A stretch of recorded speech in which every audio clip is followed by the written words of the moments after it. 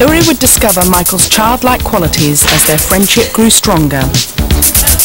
A second visit to Uri in Britain was already being planned, to include a midnight shopping trip to Harrods and a private tour of Parliament. After Michael Jackson's appearance as best man at Uri's wedding in 2001, the friendship between the pair went from strength to strength. They would often talk on the phone. On more than one occasion, they discussed a proposal put forward by an American space enthusiast. I got an email from a scientist, an engineer that worked in Boeing with ties to NASA. And I don't know, the conversation started between me and him that it is, no matter how far out this sounds and how science fiction it sounds, that it was possible to get Michael Jackson to the moon. And I relayed this to Michael. And Michael was extremely ecstatic about it. He was so excited just by, the idea of him being able to actually do his moonwalk on the moon. And I remember, it was really, to me, it was an impossibility, but the flicker, the hope that it could happen was there because these emails were coming from a scientist. At 3 o'clock in the morning, Michael Jackson left me a message on my answer phone. Yuri Geller, it's Michael Jackson calling. When you get this message, please know that I pray that we do the moon trip. So I want to be the first one to do it in the pop world. And now I hear that NSYNC and all these people are trying to go. I want to be first, please. And let's do Hands Across England. And let's think of some other wonderful things. I love you. Goodbye. This was so sweet, it was so timid, it was so naive, it was so gullible, it was so beautiful and gentle that I had to keep, I didn't want to erase the message. I listened to it over and over and over again. You see, Michael Jackson believed in the impossible. Just months later, the superstar was back in Britain to visit Uri. With Michael's permission, every step of the visit was recorded by his friend. Michael! Thank you, Michael! I love you! You see, these scenes, these moments, conjures up religion. It conjures up God. This is kind of on a different plane.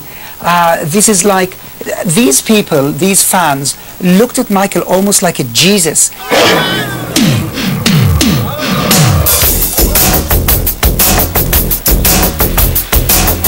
You are amazing. Illusionist David Blaine, a friend of Uri's, joined Michael on the visit. Their first stop, a tour of Parliament as a guest of another friend of Uri's, Lord Greville Janner. Michael really loved that sculpture, but come on, that's been there probably for hundreds of years. He couldn't take that home. My feelings here, going into the Parliament with Michael Jackson, was simply bizarre. That's the only word I can say. Really freaky, the whole thing, but it was meaningful. It was important. It was power. It was kind of credibility. You see, Michael wanted he wanted the Queen to honor him. He really did want that very much. That was one thing that really was in Michael's heart. Why did you want to come and visit Parliament? Visit my wonderful friend, Lord Janner. No, that's a good answer. Yeah. He's a politician as well. And to educate me about this whole incredible thing. You know, when Michael heard that Steven Spielberg got a knighthood, Michael wanted a knighthood too. And I understand, come on, he should have gotten a knighthood, really. But it was impossible to achieve.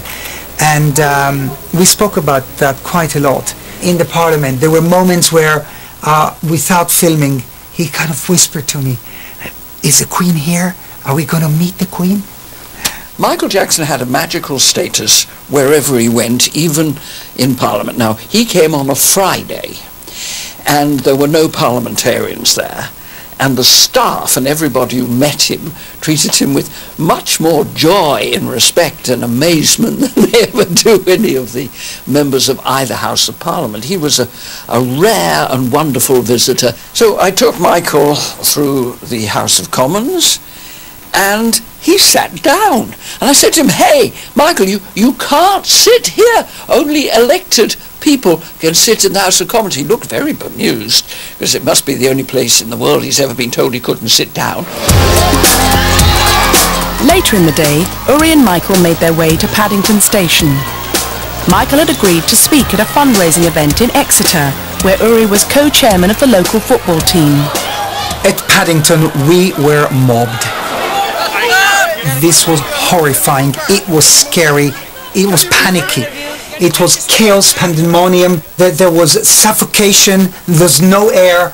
It was just unreal. You're crushing him! You're crushing him! Honor Michael! During this chaos, I really feared for his life. I honestly did.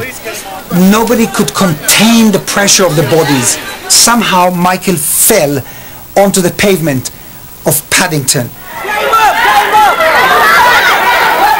And he lay there like this for a few seconds, and you can imagine, I could not think.